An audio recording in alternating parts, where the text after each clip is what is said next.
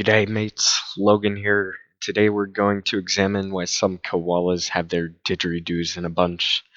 That's right, we're talking about the censorship of video games in Australia. Some of the most popular games the wombats couldn't handle include Postal 2 for excessive, abhorrent, and revolting content, Hotline Miami 2 due to a scene of sexual violence, which was an actress 10 pixels tall with no nudity whatsoever. Saints Row 4 due to sexual violence, which was the dildo bat. South Park The Stick of Truth due to sexual violence involving minors. Aliens give you an anal probe. Fallout 3 banned due to the use of morphine, later renamed Med-X. Left 4 Dead 2 banned for its gory violence.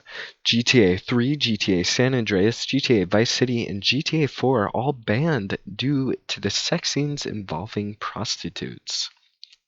So, previously the highest rating a game could have in Australia was MA 15 plus, but in 2011 games were deemed to be semi on the same levels of movies and got the R or 18 plus rating similar to movies in which it was no longer limited by 15-year-olds. So as the higher rating went up, many of the games that were banned previously, if resubmitted, would probably fall under the R18 plus rating now, instead of being banned completely like they are currently. Um, So, offenses that would still get a game banned today include the promotion of crime or violence, depiction of rape, offensive depictions of people who appear to be under 18, depictions of sexual violence, bestiality, offensive fetishes, and offensive fantasies. While many of these examples may seem like senseless violence, that's the video games, not all of them are that well constructed. The complete depiction of things like rape seems pretty absurd.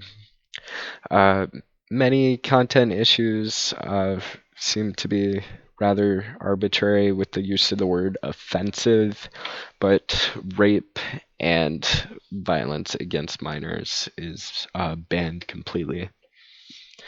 So it seems like this ban, I'm not even talking about the subject, however offensive or inoffensive it may be, is a serious issue. It's limiting the conversation of video games um, in Australia and limiting the kind of intellectual content that can be produced.